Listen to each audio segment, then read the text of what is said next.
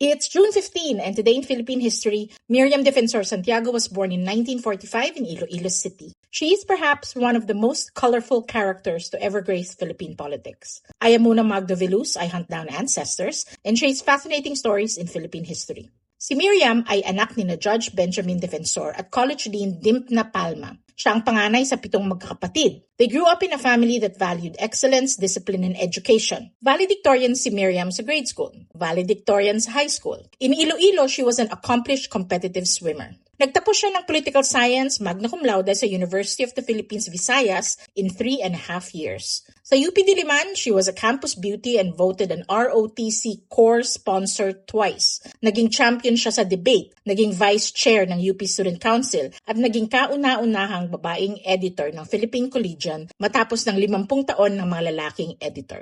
Miriam also had setbacks in her life. She got a 78 in the bar exam in 1969, almost flunking. Bumawi naman siya when she earned her Master of Laws degree from the University of Michigan in just 1 year.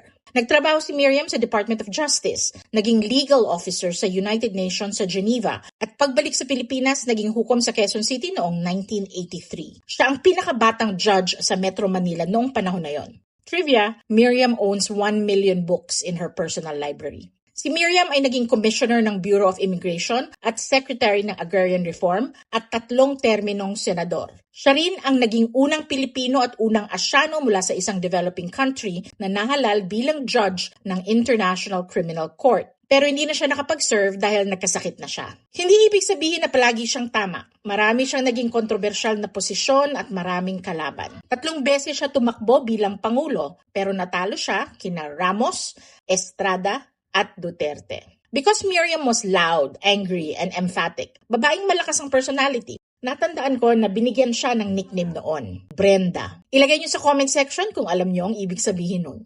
Miriam met her future husband Narciso Santiago Jr. in the library of the UP College of Law, and they married in 1970. June Santiago was DILG-USEC under ERAP and Presidential Advisor for Revenue Enhancement under Estrada and Arroyo. Former Congressman Narciso Santiago III of the Alliance for Rural Concerns party list is Miriam's eldest son. Benjamin Defensor Jr., former Philippine Air Force General and the 31st Chief of Staff of the Armed Forces of the Philippines, is Miriam's younger brother.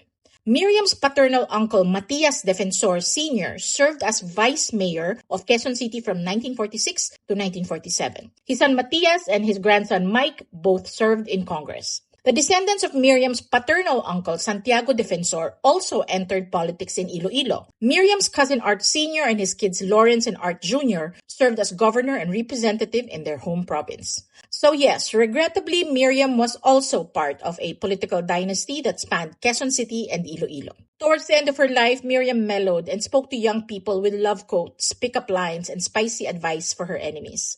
Miriam Defensor Santiago died of lung cancer in 2016. She was laid to rest at the Loyola Memorial Park in Marikina beside her youngest son, Arnold Robert, who died from an apparent self-inflicted gunshot wound in 2003. Sa bansang madalas umikot sa pangalan, pera at popularidad, si Miriam Defensor Santiago ay paalala na minsan, the strongest political machinery is a sharp intellect and a spine of steel. O diba? Meow meow.